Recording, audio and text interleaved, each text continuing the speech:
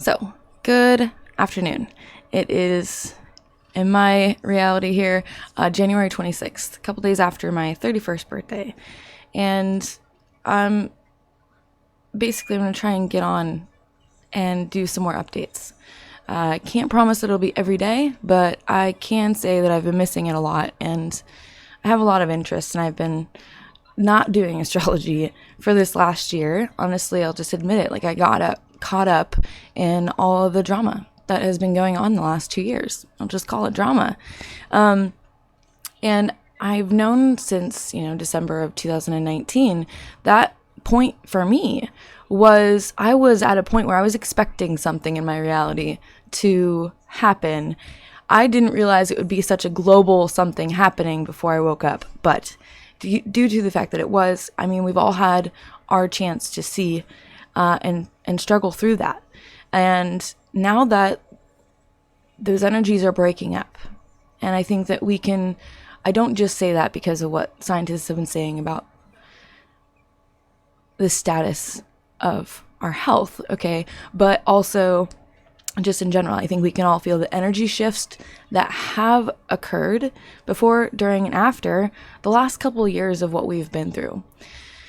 So, since we are in 2022, it's kind of the next phase of things starting. And I think I was just kind of woken back up. I've been in a little bit of a stupor, a little bit of a slumber, if you will, in the spiritual department.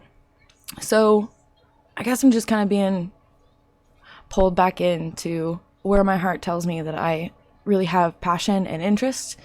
And I think that there's that point too where sometimes in life when you go do something new, even if you're really excited about it and you have some skill in that department, there's still a part of you that knows that you're not the best or doesn't feel like you're the best at it, and therefore shouldn't be the one talking all about it. Like, I'm just as much of a student of astrology as I ever was. I'm not, yes, I do this as a profession as far as like I can read your birth chart, but there's a lot of people on the planet that can do that by the standard definition of what modern astrology, popular astrology is.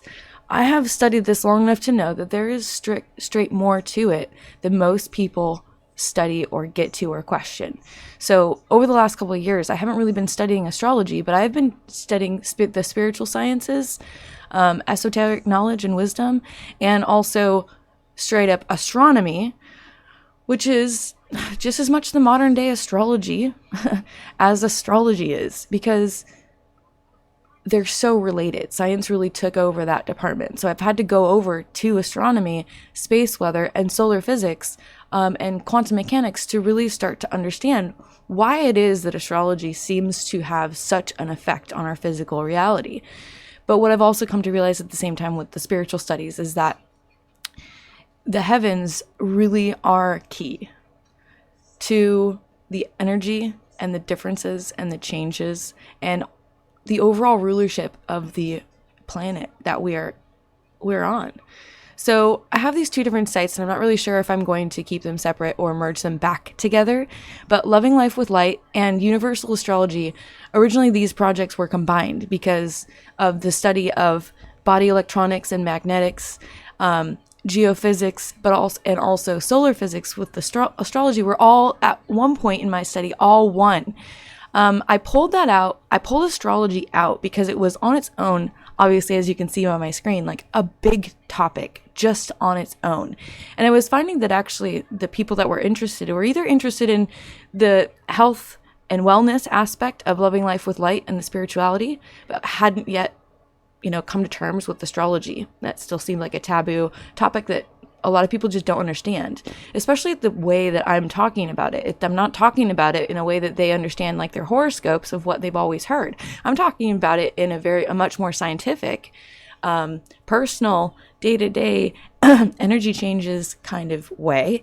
And that, I think, takes a lot of people off guard at first, unless you're really into this stuff. So that's why I pulled this universal astrology out and away from all the health nut stuff, just to allow those audiences. But what it did to me is it divided those two things. So now I feel like I have to choose between one or the other, which I'm never really going to be able to do. So I'm not sure if I'm going to combine those back together as just like all that I'm doing, or I mean, for right now it's separate. So that's what I'm going to go off of. So to kind of break, down the screen a little bit, I've obviously have the today's astrology chart up here, and it's in a rainbow format. So you'll start red as Aries and goes around, and it's just so we can perceive this in a circle, in a wave kind of category. I could have chosen to do this by element, but I actually do think that the rainbow in the zodiac makes more sense than just always applying it to the 4D sense. Then down at the other corner here, down there, we have the Enlil graph, which shows any solar activity that is being pushed out and away from it. So from solar, usually from CMEs or eruptions. And the little dots on that are the planets. So this shows us, where energy is being directed from the sun. In that big circle, you can see all the planets, and right over to the right a little bit more, you can see that there's the density around our planet from the sun. So if we are to get a direct hit from things, we would be able to see that here really clearly. We have that from a couple different angles. And then right below me here, I've got the windy weather map. So this is actually, it can be animated. It's not at the moment. I don't use that as much. And then I'm going to turn off my galaxy cams here so you can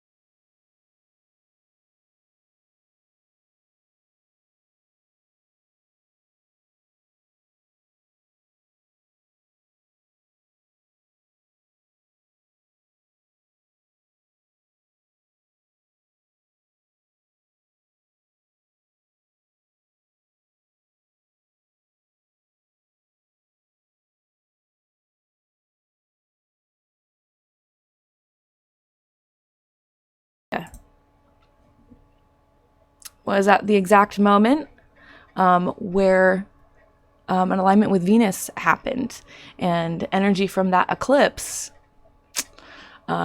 lines up within the hour exactly on that map that I just showed you to that key event. So these are kind of some of the ways that I can tell after my couple years of study now where natural events are occurring and where natural events are not occurring. It helps me to see the difference between natural events and those events that may not be natural and may be man-made from a bomb or something going off and or disturbing the presence there that isn't necessarily backed up by the astrology.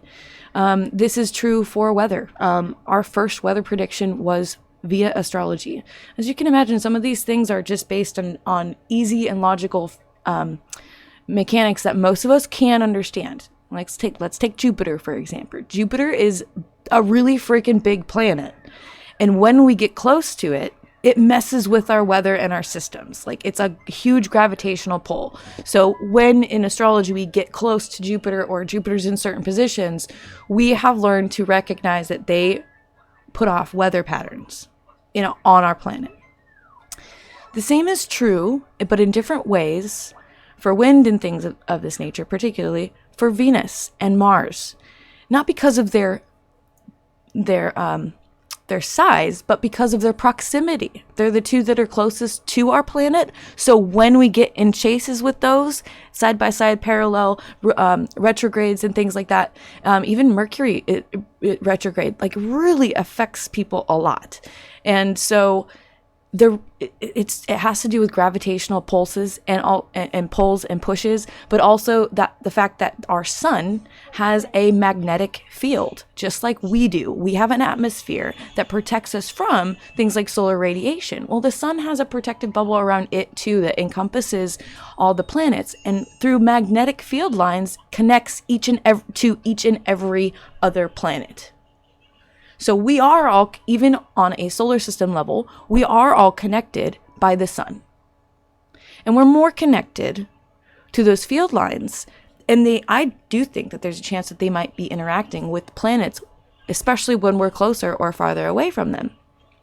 Geometry and math says that, when things are in certain alignments, they happen easier or less easier, depending on the dynamic of orientation and perspective on what's going on where. So I'll just kind of move on with my maps here. Also down here below, I have the moon phase and the KP index. So this shows us, kind of geomagnetic weather at a quick glance. And then we have the earthquakes. These are only mentioning above 4 magnitude or higher events on the globe. And then we have the that Schumann resonance strip is incorrect, unfortunately, but it is the Schumann resonance. And then we have the sun, which is pulled from SDO today, just a few minutes ago. So this is the last 48 hours of any solar activity that we can see. So I will be presenting these hopefully more regularly. I'll try to do it, at least for a few minutes every day, so that this data can be used for things like blog posts and shares and things of that nature. But I mentioned the possibility of merging these two back together because for me, they are merged together. There isn't any real total difference between the studies that I do for Loving Life with Light, which has to do with health and awareness and consciousness and healing and energy systems of our physical body and how they interact with the world. Well, my study with universal astrology is how the world and the universe and the stars and the planet is affecting us. So they are the same project, really. And so I don't know if I'm going to be able to just keep them divided for the sake of people being not interested or interested in astrology, additional to their own health. I also don't really know exactly what I'm going to be doing about the social media issue.